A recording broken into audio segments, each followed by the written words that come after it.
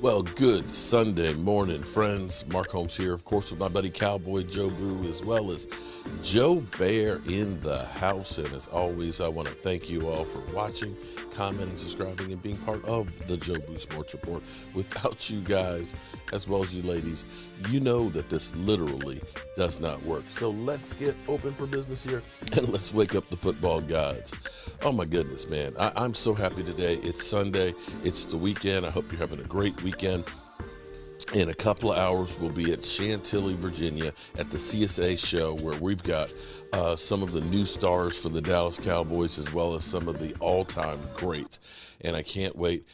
Me and Mike were up late last night because we were doing plaques that we're going to get autographed and stuff by them. You know, Bill Bates is going to be there. George Teague is going to be there. Randy White, Bob Lilly, Jalen Tolbert, as well as the Lion, Micah Parsons and things.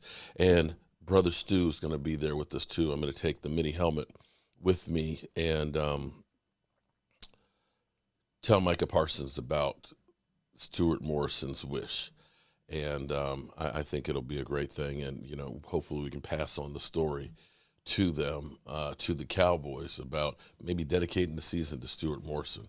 We'll see how that goes, and we'll be bringing you some content. And I'm looking forward to seeing a lot of you great fans out there. So on to Chantilly we go.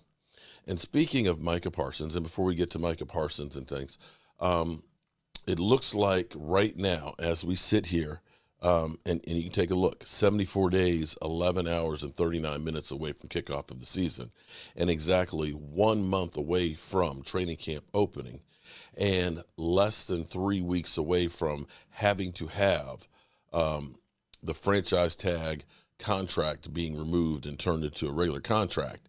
Right now, both sides are a long, long ways apart when it comes to Dalton Schultz, and it's beginning to look like he is going to be playing on the franchise tag. Unless Jerry Jones can get him in his office and send him down. You know how Jerry Jones, when he gets you in the office, you know what, son, we just love you, man. You are a Dallas Cowboy, and we're going to take care. How about we just go ahead and work this thing out without your agents, just between you and me, Imano versus Imano. Because, you know. I think that's a part of leadership, is to have some of the guys that have gone before that have been disappointed to share it with everybody involved. For me, it's a reminder. I, too, have been here 23 years. And it is a reminder. I've been here when it was glory hole days, and I've been here when it wasn't. And so having said that, I want me some glory hole. Glory hole. So I have that perspective. That's right. He wants some glory holes. So for Washington, their rookie of the year, Chase Young, is beginning to look like he's going to start the season on IR, recovering from ACL. You know, we don't wish injury on anybody. We're just following along because he is a very big piece to that defense. And if you're put on if you're put on IR, then what happens is you cannot play for the first 6 weeks of the season. And that's where the good news is it does not look like Michael Gallup will be put on IR, which means then he'll be playing before 6 weeks is up. So on to Micah Parsons. Micah Parsons, who I can't wait to meet in a few hours. Hopefully I'll see a bunch of you great fans and things. I've talked with his father, and finding out the way he was brought up was basically, you know, it's putting in the work to get the rewards. And if he follows through with what his father taught him, then you can believe when he says things like, I'm going to get 23 sacks. You can best believe that he is going to put all effort to get there and to be that guy. He doesn't just put stuff out there, sky's, you know, the limit and everything else just to sound cool. He puts things out there to the universe, and he makes it happen. So I would not bet against anything that Micah Parsons has to say. Can he get to the sack record? Well, let's listen to Get Up this morning and see what they have to say about it. Cowboys linebacker Micah Parsons, man, he had a rookie season for the ages. He recorded 30 quarterback hits, 20 tackles for loss, 13 sacks, named Defensive Player of the Year. but Parsons is not resting on his laurels as he enters year number 2. Look at this. When he was asked about his sack goal for this season, Parsons told CBS Sports, 15's like the minimum. 15's what I want to hit, but definitely 23 is that goal to break the record. Big talk from the sophomore player. Ninko, can Micah Parsons break the sack record this season? Can he focus on helping his team win the division first? Like, listen, I understand having goals. I understand lofty goals are great. Having goals, didn't they win the division and last year? focusing on the record and all that stuff.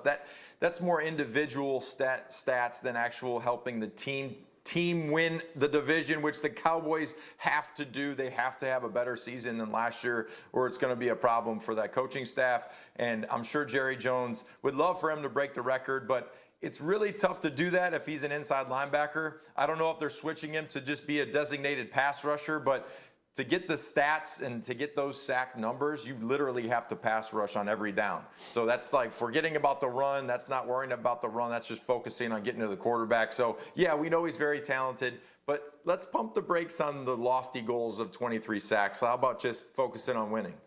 Yeah, and I understand the confidence. Look, he's a young guy. He's confident. I'm sure he gets the question about the sack record. And so some people might say, well, what do you think he's going to say? He's excited about himself. But, Jeremy, when you talk to people around the league, what do they say about Parsons' talent and his ability to possibly challenge this record?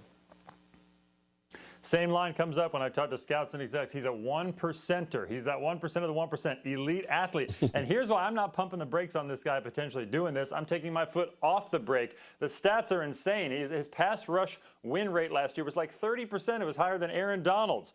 He ranked 6th in the NFL. This is from Sneaky Hembo. 6th in the NFL in sacks, but 109th in actual pass rush attempts because he was playing inside linebacker half the time. So after asking around, I know the Cowboys still plan to sort of split his reps 50-50 from linebacker to a pass rusher off the edge. But talking to teams, they say the Cowboys would be crazy not to put him on the edge, rushing the passer 100% of the time. That's what he should be doing. So if he gets the attempts, maybe he'll get the numbers.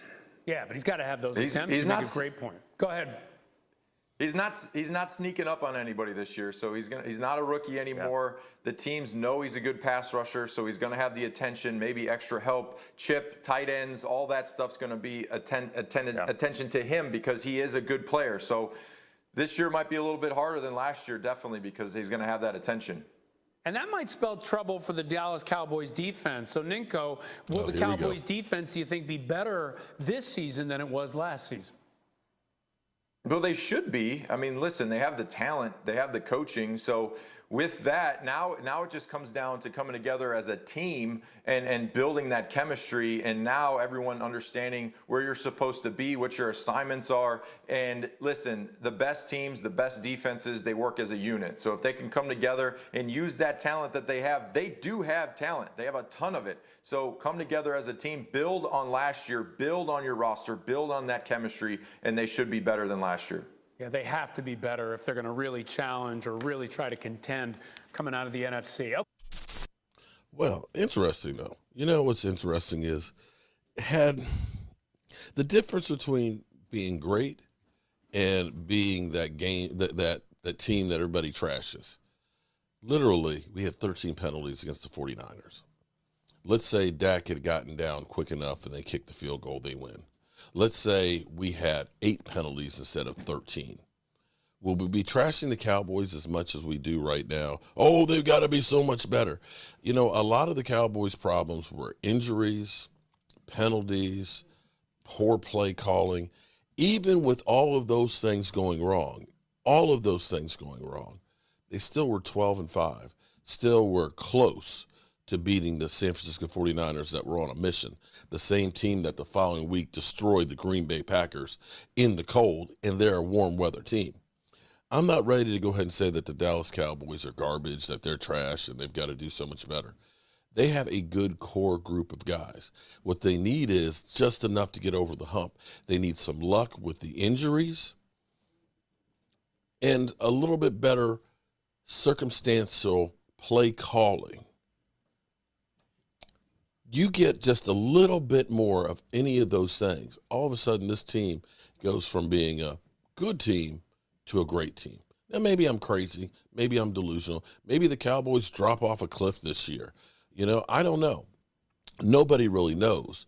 But when I look at the defense and see that so many of the same players are coming back and having the opportunity to be in the second year with Dan Quinn, and that Dan Quinn is the teacher who took, let's be clear here, he took players that nobody else wanted or thought very highly of and made them a really good defense and turned around in 1 year. Taking those same guys and now getting the subtleties of this defense together, they're going to be even better. So I feel good about where that defense is. And even if the offense does come back down to earth a little bit or has some problems before Michael Gallup gets back, they still are going to be a really good offense. So that being said, I got to get my stuff packed up because the doors open up at 10 o'clock. Got to get my tickets and everything else for the show. And I'm hoping that I'll see some of you guys there. I'm Mark Holmes, and, well, I appreciate you being here. Mark Holmes here, and as always, I want to thank you all for watching, commenting, subscribing, and being part of the Joe Boo Sports Report.